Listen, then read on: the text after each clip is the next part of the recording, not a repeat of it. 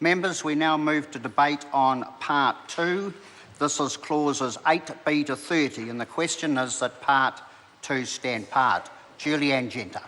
Thank you, Mr. Chair. It's with great pleasure that I rise to speak on Part 2 of the committee stages of the Construction Contracts Amendment Bill. It's been quite a long time since we considered this in the Select Committee. In fact, it's been about 2 years. And it's been even longer since some of the changes in this bill were first considered. So the government initially asked for a Buildings Act review in 2009. Subsequent to that, in 2010, there was a review of the Construction Contract Act itself. And in that review, two of the recommendations that originally were not put forward were specifically around the issue of retentions, the use of retentions, and security of payment for subcontractors. Unfortunately, when the national government initially introduced the bill, it did not deal with the issue of retentions. And so 2 years ago in the Select Committee, which was of course in 2013, and not long after the issue with Mainzeal, which collapsed in February 2013, the issue of retentions became one of the biggest issues for submitters that we heard about during the Select Committee process. Just for those who might be watching at home tonight, I'll get to the issue of retentions, or an explanation of them. Retentions are the portion of the contract price that are withheld by the principal or head contractor and not paid until after the construction work is checked and found to be free of defects.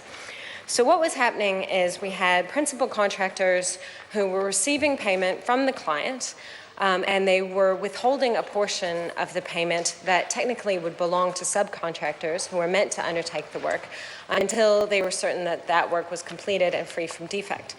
Except instead of holding on to that money that the principal contractors were receiving, many of them, some of them, were using it as cash flow on some of their other projects.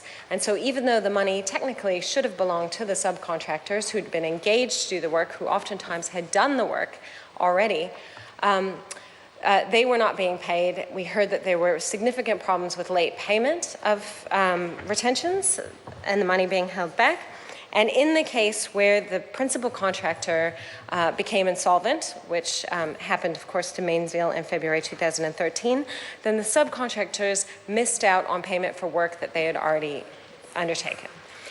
And although we were not meant to consider the issue of retentions, because the government had deemed that they weren't going to deal with it in the Construction Contracts Amendment Bill as it came to the Select Committee in 2013, we heard from 14 submitters, almost half of the submitters, about how important it was to deal with this issue of retentions as soon as possible. It was unjust for the subcontractors that money that technically belonged to them was being used by principal contractors for cash flow for other purposes, and then it wasn't there always as it should be, or at times it was being paid late.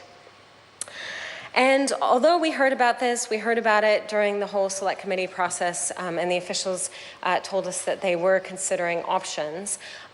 Initially, when the bill came to the second reading, there were no changes introduced, and there was no intention of the national government to introduce the changes to deal with retentions.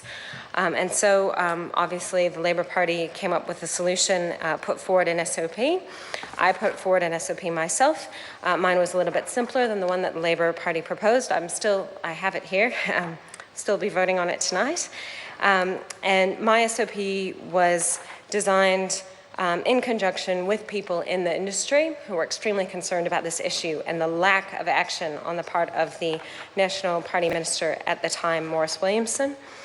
The way the SOP works is quite simple. It simply deems that retentions must be held in trust. The principal contractor has to be holding the money in an account somewhere. They don't have to set up a new or separate account for this. It just needs to be an account and deemed to be held in trust until such time that it is paid to the subcontractor. It's an elegant solution, and I'm very, very pleased to see that the government has, in fact, picked up something very similar to this SOP in their own SOP, obviously somewhat more complex. They've worked through it with officials, and I assume that it is for that reason that it's taken so long for this bill to come back to the House, to the committee stages, because the government actually has listened to the industry and has succumbed to pressure and is going to do right by the subcontractors and ensure that their property, their earnings, are protected from this sort of abuse that was quite rampant in the building sector. Mr. Chair? Julianne Genter. Thank you, Mr. Chair.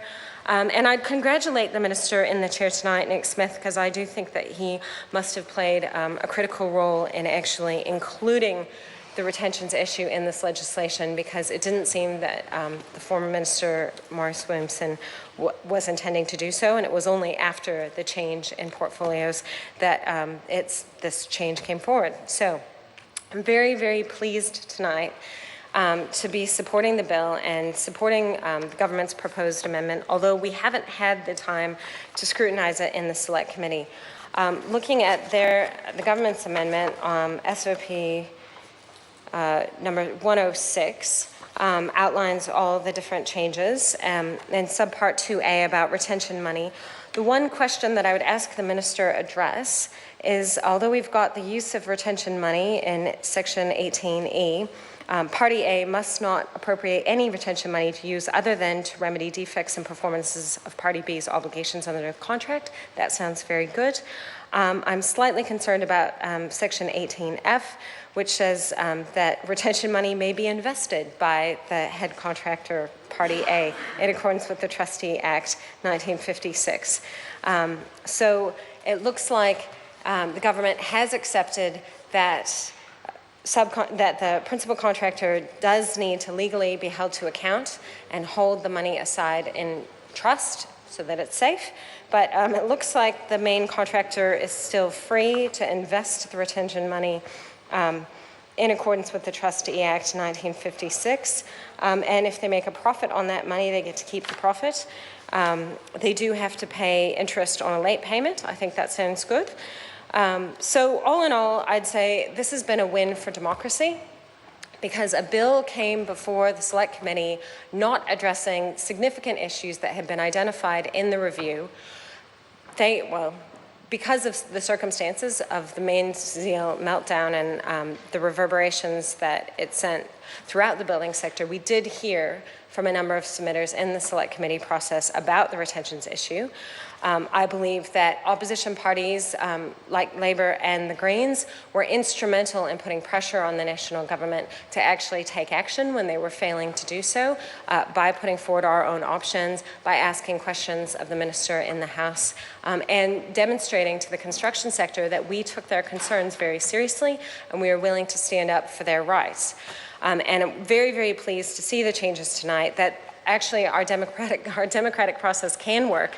A bill can be improved, even if it takes 2 years, to deal with a substantial issue that is affecting people's lives, that's affecting the subcontractors who are out there doing the dirty work out on a building site, to ensure that they are not going to lose their money because the principal contractors have been misusing it. So I invite the Minister to address my questions about Section 18F, if that's standard, if there's any concerns about what might happen if retention money is invested and in fact lost, and it turns out that the principal contractor no longer has the money to pay back the subcontractor, because that's really the issue here, right? Is that when the principal contractors lose money and go into receivership or insolvency, then the subbies who are out there doing the real hard work, not getting paid an enormous amount for it, taking a huge amount of risk for themselves, miss out. Thank you, Mr. Chair. Mr. Chair.